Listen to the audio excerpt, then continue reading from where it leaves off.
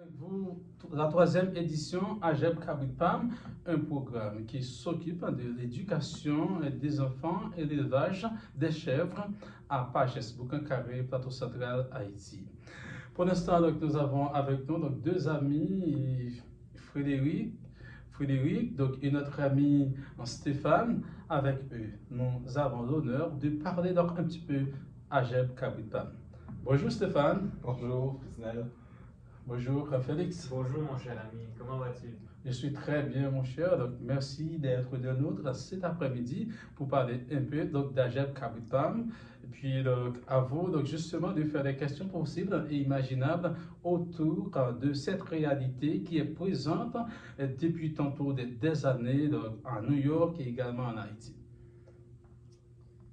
Très bien, alors votre projet est très intéressant, je dois l'avouer, parce que l'élevage, c'est quelque chose justement qui nous ramène à la terre et qui nous amène aussi dans un espace de prendre soin et de s'occuper des belles choses qu'on a autour de nous. Donc ma question est la suivante, je me posais la question, pourquoi des chèvres exactement? Est-ce qu'il y a quelque chose de cet animal qui est meilleur qu'un autre animal? Est-ce qu'il y aurait la possibilité aussi des moutons?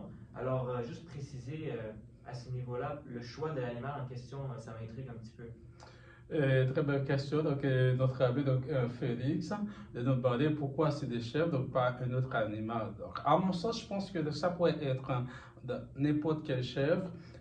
Cependant, il y va de la tradition de notre zone que beaucoup d'enfants possèdent des chèvres et de la chèvre, donc ça leur donne du lait pour boire et ça nourrit les enfants, les bébés de la communauté.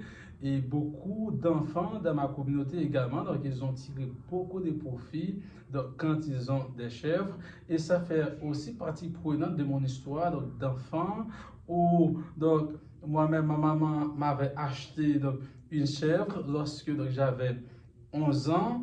Et une fois, j'allais atteindre l'âge de 18 ans, j'avais déjà 5 bœufs grâce à la seule chèvre que ma maman m'avait acheté. Et je pense que ça pourrait leur rapporter bénéfice s'ils ont profité comme moi, donc s'ils ont la même chance que moi.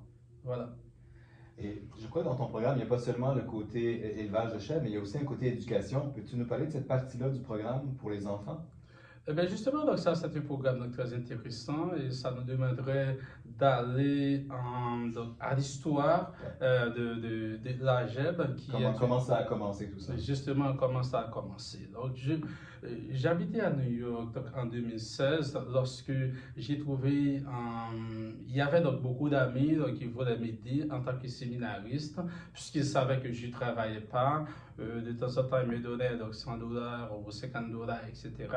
Puis un jour, je leur avais dit, moi, vous savez, j'ai toutes choses pour moi. J'ai déjà toutes choses, et pas de problème de nourriture, pas de problème pour habiller. Mais comme il y va de mon histoire où j'allais à l'école à l'âge de 7 ans, grâce avec une organisation qui s'appelle World Vision Organization, eh bien, j'avais dit à ces personnes-là, est-ce que ce serait possible, au lieu de me donner de l'argent, d'aider un enfant ou une enfant d'aller à l'école en Haïti? Et c'est comme ça la personne a accepté d'en faire. Et quelques jours après, la personne a partagé, a mis la photo de l'enfant en uniforme sur sa page Facebook. Puis de là, il y a 3 autres amis qui ont vu ça. Ils avaient dit, elles veulent aussi aider un enfant. Puis comme ça, les programmes s'est répandu en Haïti, a couvert le fonds d'éducation pour environ 325 personnes, qui malheureusement aujourd'hui, depuis la COVID, ça passe de 325 à 35 enfants. C'est une mauvaise nouvelle, mais je pense que ça va remonter avec le temps. Voilà. D'accord, et si vous pouvez nous parler vraiment de votre objectif, quelle est la vision de votre organisation? On sait que c'est d'aider financièrement ces enfants, on sait qu'il y a l'éducation là-dedans, mais quelle est votre vision globale des objectifs? La vision globale de notre objectif, c'est que tout pays et toute communauté qui veut s'évoluer doit s'investir dans l'éducation. Et la zone Pagès, qui est une localité de Boucacaré, là où je suis né, a été, a été pendant longtemps une zone pauvre. Et la seule raison qui a causé ça, c'est par le fait qu'il y a peu de nombre, il y a peu de gens qui étaient éduqués.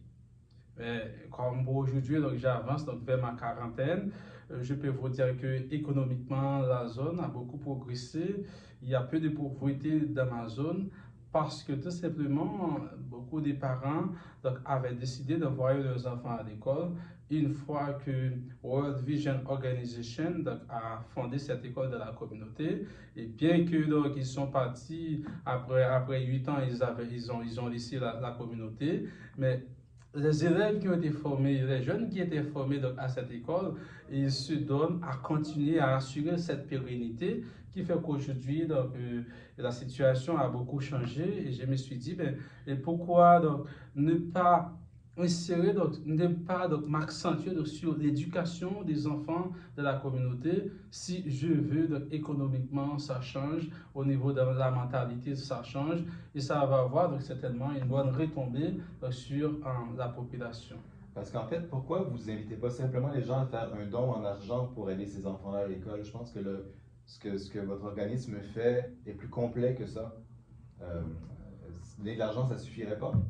Non, mais l'argent ne suffirait pas, donc on aurait à avoir donc, des enfants qui évoluent sous un esprit de protectorat, et puis avec l'argent, ça encourage la oisiveté. Donc, à mon sens, donc, je favoriserais à ce qu'on achète donc, une chèvre pour l'enfant, et de cette chèvre-là, beaucoup de choses peuvent arriver. Si vous voulez bien donc, poser des questions pour savoir donc, quel genre de choses donc, qui peuvent arriver. Quand on s'occupe d'une chèvre? Oui. Ah oui, ça m'intéresse. Qu'est-ce qui peut arriver? D'abord, est-ce que les chèvres, vous l'achetez quand elle est jeune ou quand elle est déjà capable de produire du lait? Oui. C'est des jeunes capris que vous avez? Eh bien, oui, parfois, donc, c'est des jeunes chèvres, donc on appelle ça une femelle, ou encore, c'est peut-être donc une maman, donc on donne aux enfants. Et puis, tu sais, avec la chèvre, ça va produire du lait. Et deuxièmement, ça va augmenter le sens de la responsabilité donc, chez l'enfant, parce que l'enfant doit nécessairement donc, prendre soin de la chèvre, l'occuper, lui donner à manger, lui donner de l'eau, et tout ça. Et si la chèvre est sous le soleil, il faut lui mettre quelque part sous un arbre où il y a de l'ombre. Et puis, si la chèvre a donné naissance à des enfants, il faut protéger donc, les enfants afin qu'ils ne meurent pas. Et ensuite, donc, une fois la chèvre donne naissance à 7 enfants, à 7 chèvres, eh bien, ou à 7 enfants, donc je dirais ça, donc entre parenthèses, eh bien, on va vendre ces 6 de ces chèvres-là pour acheter donc, un bœuf pour l'enfant, et tel que ma maman a fait pour moi. Et il y en a déjà donc, des enfants que vous allez certainement voir donc, dans cette vidéo qui ont déjà atteint donc, le nombre de cette chèvre. Et pour l'instant, donc, on va s'assurer à ce qu'on vende ces chèvres-là pour acheter donc, un bœuf pour cet enfant. Et ça va donner quoi? C'est tout un processus, c'est ça, d'accumulation aussi, d'enrichissement pour les enfants, pour la famille. Justement, donc c'est ça. Et ça va rendre l'enfant indépendant économiquement, il va grandir avec ça. Et puis, comme ça également, donc, on évite la probabilité à ce que cet enfant se retrouve à Port-au-Prince et avec probabilité de se faire accompagner d'une arme à la main qui certainement aurait des conséquences donc, très négatives sur notre population. Tout à fait. Moi, ça m'intrigue. Au niveau de la chèvre, vous avez dit que ça prend différentes ressources pour assurer la croissance de ces animaux. Alors, je me demandais de quoi se nourrissent les chèvres exactement, parce que je me dis, si on a une chèvre, eh bien, ça implique d'acheter de la nourriture nécessairement, ça implique d'aménager un espace, toutes ces choses-là. Donc, comment ceux que vous aidez avec votre organisme s'organisent pour assurer cette subsistance de cet animal que vous leur procurez? Ouais, c'est une très belle question et difficile pour quelqu'un de l'Amérique du Nord de comprendre, mais facile pour quelqu'un Ah donc, qui oui, vit c'est en ça. Haïti ou en Afrique, probablement en Amérique latine. D'ailleurs, donc, une chèvre, donc, l'élevage d'une chèvre, ça se fait facilement, comme si donc, on faisait l'élevage d'un bœuf, parce que ça prend seulement de De l'herbe l'herbe. et de l'eau et pour nourrir donc, une chèvre. On n'a pas besoin de beaucoup de choses. Puis, donc, si ici, on doit nécessairement construire donc, une maison, un lieu pour protéger la chèvre, en Haïti, on n'a pas besoin d'aller jusque-là. Seulement donc, une petite tonnelle donc, en paille ou le toit qui est fait en tôle, donc ça c'est possible. Donc le seul enjeu donc, qu'on fait face quand on fait l'élevage de la chèvre en Haïti, c'est seulement les chiens et qui très souvent représentent donc, une menace.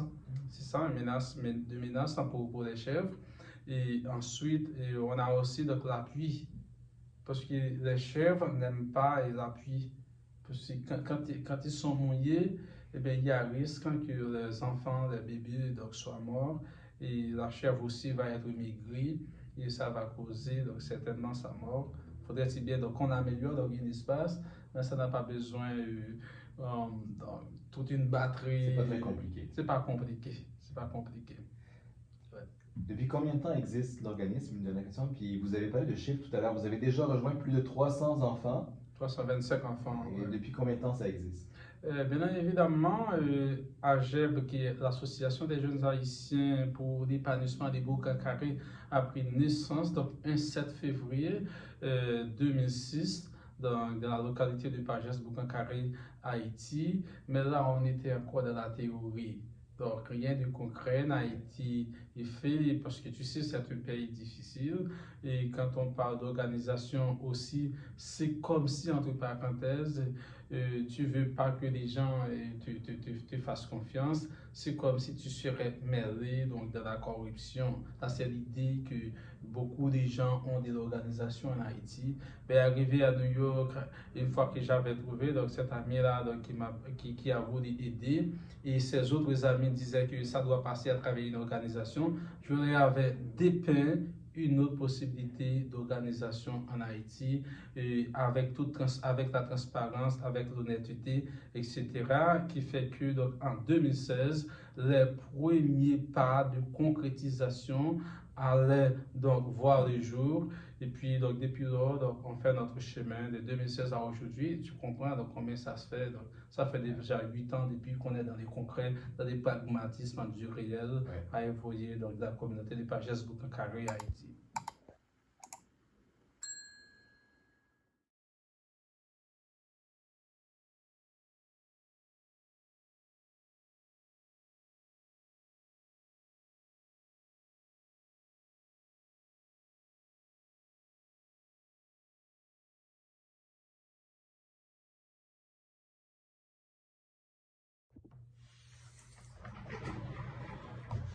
Bon retour donc, pour la deuxième partie de notre discussion autour d'AGEB, Cabipam, un programme qui s'occupe de l'éducation des enfants et de l'élevage des chèvres à Pages, Boucacaré, Haïti. Chrétien, dis-moi, j'imagine que tu fais pas tout ce travail-là avec l'organisme tout seul. Est-ce que tu as des gens sur place en Haïti qui travaillent avec toi aussi? Justement, donc, tu sais, seul, on va plus vite, mais ensemble, on va plus loin. C'est ça, donc, le proverbe africain. Donc, à ce point, il y a toute une batterie de personnes en Haïti donc, qui s'occupent de ce travail et d'intégral en Haïti. Par exemple, on a le président S. et Lissa Jean-Fénélis, qui est le président. On a Moulin Deli, qui est la secrétaire générale. Il y a Sonia Baptiste qui est secrétaire également, qui prend des photos, des vidéos d'anniversaire, des réunions pour envoyer aux sponsors aux États-Unis et en Angleterre. Il y a Rosine Pierre qui travaille également pour rencontrer les enfants et également donc, elle est trésorière. Il y a Et également donc, notre ami Jackson Poto, qui est donc un ancien président, aujourd'hui encore, donc, il se fait volontiers à travailler avec nous dans ce programme. C'est vraiment toute une équipe. Et c'est toute une équipe. Et donc, ces personnes, dis-moi, mon cher Frétinel, est-ce qu'elles sont rémunérées? Parce qu'on sait que c'est une œuvre caritative qui est là pour aider, pour promouvoir cette solidarité et cet amour universel même, je dirais. Donc, à ce niveau-là, comment votre organisation fonctionne pour les membres? Est-ce que ce sont des travailleurs ou est-ce que ce sont des bénévoles? Alors, c'est une très belle question. Mais je dois te dire certainement, je souhaite que ces personnes donc, seraient payées. Mais pourtant, cette question n'a jamais été donc, mise donc, sur la table parce que c'est des bénévoles, c'est des personnes donc, qui travaillent, donc, qui gagnent leur vie de par donc, leur profession. Et puis, donc, et comme ils ont été formés donc, par cette même école fondée par l'organisation World Vision, et cette école que moi également, j'ai eu l'honneur, j'ai eu la chance d'y faire partie, ben, et ces personnes-là se donnent avec leur amour pour la communauté, et se donnent pour accompagner les enfants, et ils se donnent également pour que ces enfants-là puissent devenir des citoyens et des citoyennes d'aujourd'hui et de demain et donc en Haïti. Ils ne sont pas payés. J'aimerais bien dire à ces personnes-là qui nous écoutent puis qui donnent de leur temps généreusement à quel point c'est important d'avoir des témoins comme vous pour qui les enfants sont importants, pour qui la situation dans cette région d'Haïti est importante aussi. Alors, je vous remercie de faire ça au nom de la solidarité, au nom de votre humanité, puis au nom de votre foi. Félicitations et surtout continuez. J'espère que vous allez continuer encore longtemps. C'est bien ça. Et moi, ce qui m'émerveille dans cette histoire, mon cher Frétinel, c'est qu'il y a une graine en vous qui a été plantée dans l'organisation World Vision.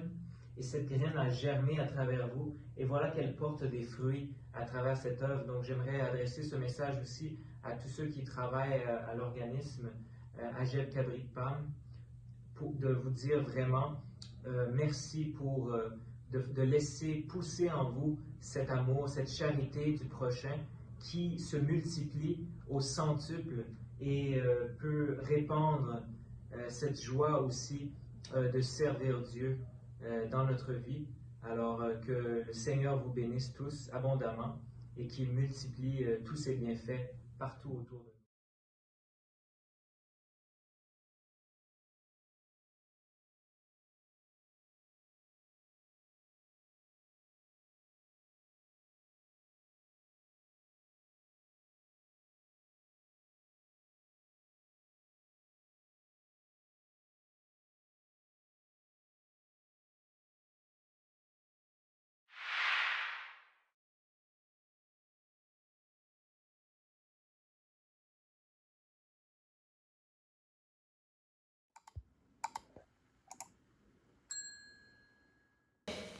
Qui soit vétérinaire pour Cabritou, pour bête Agep Guillaume Kati.